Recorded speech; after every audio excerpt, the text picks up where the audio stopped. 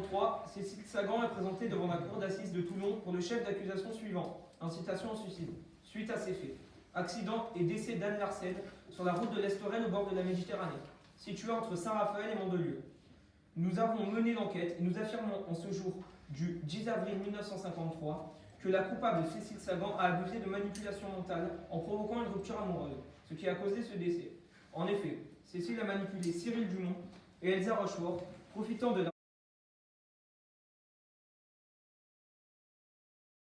naïveté et les impliquant dans un plan de séduction pour rendre son père jaloux et l'amener à faire un faux pas. Son plan a marché. Anne en a été témoin et folle de désespoir, a pris sa voiture et a été victime d'un accident. Cécile Sagan a transgressé la loi de l'article 223-13, le fait de provoquer au suicide d'autrui est puni de 3 ans d'emprisonnement et de 45 000 € d'amende lorsque la provocation a été suivie du suicide ou d'une tentative de suicide. Les personnes physiques ou morales coupables du délit prévu à la présente section encourent également la peine complémentaire suivante. Interdiction à l'activité de prestataire de formation professionnelle continue au sens de l'article L6313-1 du Code du travail pour une durée de 5 ans. Des pièces à conviction ont été mises sous scellé suite à une perquisition faite à la villa sous un mandat délivré par le procureur. Une lettre d'excuse destinée à Anne et des photos de vacances ont été récupérées. Un plan des intentions de Cécile Sagan a aussi été retrouvé. Cécile Sagan a provoqué la mort de Anne Larsen, une couturière parisienne de 43 ans, divorcée et sans enfant. Cécile Sagan, veuillez venir là. Que plaidez-vous? Je plaide non coupable. Je vous rappelle donc que vous avez le droit de vous taire, de faire des déclarations ou de répondre aux questions. J'aurais-vous de dire la vérité, rien que la vérité? Je jure de dire rien que la vérité, que la vérité. Cet été-là, nous étions allés en villa dans le sud avec mon père et Elsa. Tout se passait très bien, nous étions un trio, on s'aimait, tous les trois ensemble. Et Anne Larsen est arrivée, qui a provoqué, qui a fait plutôt partir Elsa. Même si Elsa, je l'aimais bien, c'est vrai que Anne a toujours été là pour moi et ça m'a fait énormément plaisir de la revoir.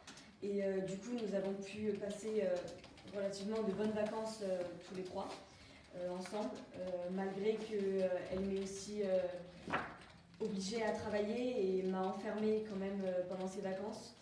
On a quand même passé des bons moments. Très bien. Maître Marino, vous pouvez venir et poser des questions.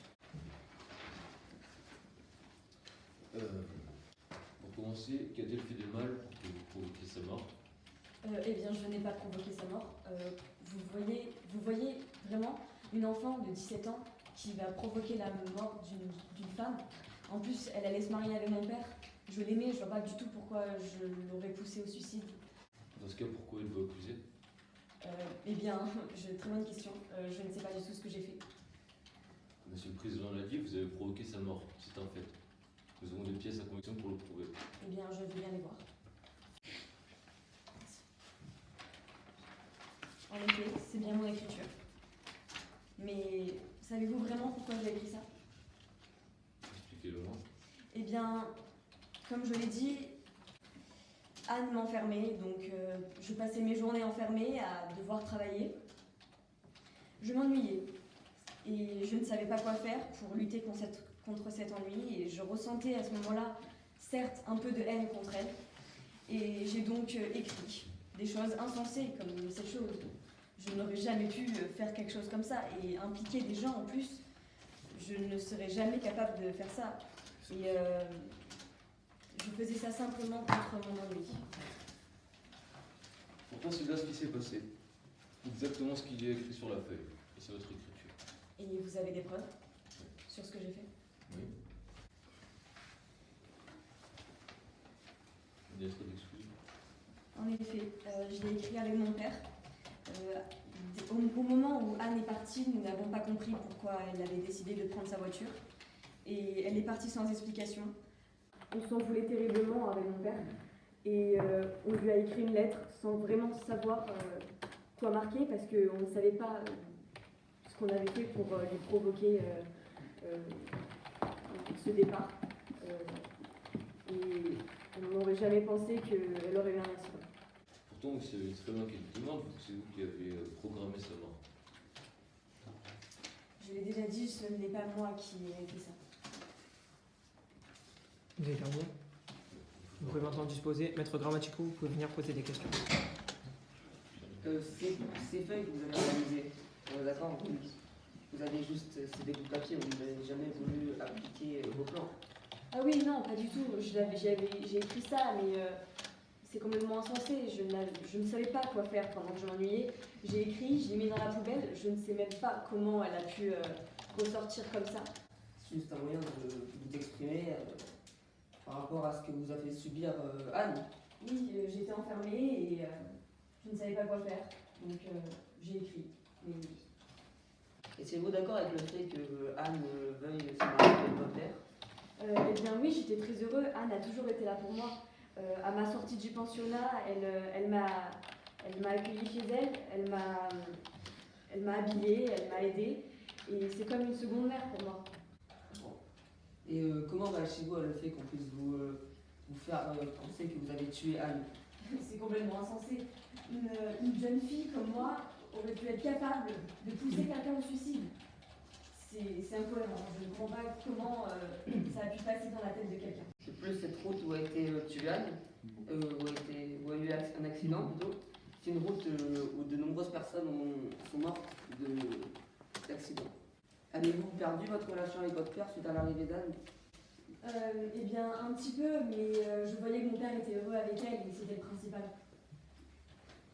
Et pensez-vous que c'est un accident ou que ce soit une autre personne qui ait causé la mort d'Anne? Je pense que c'est un accident. Anne est une super personne. Personne ne lui voudrait du mal. Avez-vous affecté par la mort d'Anne? Oui, j'étais très triste aussi de voir mon père dans cet état. Il était vraiment... il était déboussolé et il ne savait plus quoi faire et je l'ai aidé dans cette période très difficile pour lui. Vous avez terminé? Vous pouvez maintenant retourner à votre place. Madame Cécile Savon, vous pouvez aussi retourner à votre place. Maître Marino, vous pouvez appeler un témoin là-bas. Jurez-vous de dire la vérité, rien que la vérité? Je jure de dire la vérité, rien que la vérité. Vous pouvez maintenant décliner votre identité et présenter votre témoignage. Je m'appelle Marie Carlet et j'ai 46 ans.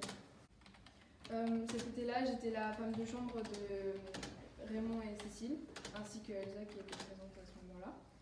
J'étais donc omniprésente sur le lieu, donc leur villa. Donc j'étais témoin de beaucoup de choses. J'ai pu constater de fortes tensions entre Anne et Cécile, surtout que Cécile manifestait une forte haine envers Anne. J'ai beaucoup parlé avec elle et elle me disait que c'était mieux avant, que Anne l'emprisonnait, qu'elle se comportait comme sa mère, qu'elle a forcé à plus voir Cyril, qui était à ce moment-là son amour de vacances, que c'était mieux avant et qu'elle détestait Anne. Et j'ai aussi pu remarquer que Cécile partait le soir. Et vu que j'étais responsable de la sécurité et le bien-être de tout le monde, j'ai suivi Cécile pour voir s'il lui arrivait rien de grave et que tout allait bien. Donc je l'ai suivie jusqu'au petit bois. Et j'ai remarqué qu'elle était avec Cyril et Elsa, sachant que Cyril, elle était plus censée le voir pour travailler son bac pendant les vacances. Et donc ils avaient l'air de manigancer un plan, c'était pas très clair. Et je me suis pas inquiétée sur le coup parce que je pensais pas que ça allait engendrer des problèmes comme ça, mais voilà. Très bien. Maître Marino, vous pouvez poser des questions à votre témoin. Vous avez bien dit que Cécile détestait Anne. Oui. Donc, cela prouve que Cécile ment. Oui, elle mentait souvent par rapport à ses sorties. Elle mentait aussi sur ce qu'elle pensait des gens. La témoin a suivi Cécile tout simplement parce qu'elle n'avait pas une vie normale pour une enfant de 17 ans. Elle fumait, buvait, sortait la nuit accompagnée de son père. Elle n'avait aucune éducation venant de son père. Donc Anne était juste là pour l'aider et l'éduquer, tout simplement comme une mère normale. Car sa vie n'était pas du tout morale et ne l'est toujours pas vu qu'elle a tué quelqu'un. Vous avez terminé? Vous pouvez maintenant retourner à votre place. Maître Grammatico, vous pouvez interroger le témoin. Alors, les preuves qui ont été rapportées, c'est vous qui les avez trouvées? Oui, tout à fait. J'ai trouvé les lettres écrites par Raymond et Cécile dans le salon. Et dans la poubelle de la chambre de Cécile, son plan mis en ligne. Mais à quel moment vous les avez trouvés ces preuves? Alors les lettres, je les ai trouvées plus tard, sachant que j'étais témoin le soir même. Quand ils les ont écrites, j'étais pas loin de l'île. Et la lettre du plan, je l'ai trouvée en débarrassant, en changeant le sac de poubelle. Il est tombé par terre et vu que je pensais que c'était un papier peut-être important, donc j'ai voulu vérifier pour pas qu'ils jettent n'importe quoi à la poubelle. Ça semble bizarre, hein. Vous n'avez pas parlé non plus à Raymond. Et vous êtes garde du corps? J'ai pas bien compris. Vous suivez Cécile, vous surveillez tout le monde. Je rappelle que ce témoin est femme de ménage, cette témoin est femme de ménage. Son rôle n'est pas d'espionner la famille de Raymond. Et comme je vous l'ai dit, je devais m'assurer de la sécurité de tout le monde, que ce soit dans le ménage ou dans la maison ou tout ça. Et je voulais pas forcément suivre Cécile, mais je voulais m'assurer qu'elle allait bien. Par rapport à Cécile, elle vous a toujours bien traité en tant que... Oui, très bien, juste elle me confessait ses craintes et ses peurs. Pourtant, il ne me semble pas que vous étiez proche de Cécile. Pensez-vous vraiment que Cécile, que vous apparemment vous connaissez bien, était capable de tuer Anne? Je pensais pas, mais je sais qu'elle avait quelque chose qui se cachait. Il y avait quelque chose qui se cachait, qui se manigançait à l'extérieur par rapport à toutes les petites preuves que j'avais au fur et à mesure. Mais je pensais pas que ça serait allé jusque-là, mais maintenant j'en suis sûre. Ah bon? C'est terminé. Maître Grammatico, vous pouvez retourner à votre place. On a un témoin aussi. Le maître Grammatico, vous y a appelé un témoin d'abord. Jurez-vous de dire la vérité et rien que la vérité? Je jure de dire la vérité contre la vérité. Veuillez décliner votre identité et votre témoignage, s'il vous plaît. Je me présente, je m'appelle Raymond Sagan, j'ai 40 ans et j'habite à Paris. Très bien, votre témoignage, s'il vous plaît.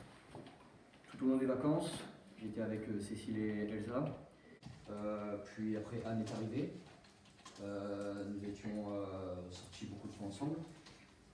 Je sentais une relation forte avec Anne et j'ai annoncé à Cécile que je comptais me marier avec elle. Cécile n'était pas furieuse ni contre à l'idée qu'on se marie, elle était même ravie. Elle était même un peu surprise de cette réaction car on s'était vu 3 ou 4 jours. Elle a été surprise mais très heureuse. Pendant des vacances, dès qu'on sortait et que Cécile sentait un peu de fatigue, elle se reposait surtout sur Anne. À chaque fois qu'on était dans la maison et qu'on était tranquille en train de manger, elles étaient en train de parler tranquillement, sans aucune tension. Et il y a toujours eu une bonne ambiance, malgré qu'elle nous empêchait parfois de sortir, mais c'était un peu pour notre bien. Elle voulait que Cécile étudie un peu pour son bac. Et malgré que j'étais un peu contre à l'idée de ne plus sortir, elle a fait ça que pour notre bien. Alors, vous avez terminé votre témoignage. Maître Grammatico, vous pouvez maintenant poser des questions à votre témoin. Quand on vous dit votre fille a tué votre futur mari, vous en pensez quoi? Je trouve ça totalement incompréhensible. Tout s'était bien passé, puis d'un coup... Qu'est-ce qui s'est passé? Pourquoi? Qu'est-ce qui a fait voir ça? Je sais pas. Je sais que vers la fin des vacances, je commençais un peu à voir Elsa, Oui. mais pas pour ce que croyait Anne, pas pour me remettre avec elle ou quelconque chose, peut-être en tant qu'amitié, Évidemment. mais je ne pensais pas cela et Cécile est incapable de penser à cela ou même manigancer quelque chose contre Anne. Donc non, c'est impossible qu'elle ait fait ça. Et Anne et Cécile, ils sont au début. Anne et Cécile, elles sont bien. J'avais C'était très bien. le caractère de Anne n'a pas trop. Parfois si, elle nous empêchait de sortir, mais c'est un peu normal. Elle voulait un peu nous aider à. Elle tenait à vous. Voilà, elle tenait vraiment à nous. Je vois pas pourquoi. Cécile aussi. Voilà, Cécile aussi. Je vois pas pourquoi on est là déjà aujourd'hui. Ouais. Il y a aucune. Et Maître Grammatico, vous pouvez retourner à votre place. Maître Marino, vous pouvez interroger le témoin. Pensez-vous vraiment que votre fille est innocente? Je suis sûr à 100% qu'elle est innocente. Si on se cas, pourquoi nous avons des preuves? Sous le coup de l'énervement, Toutes personnes peuvent écrire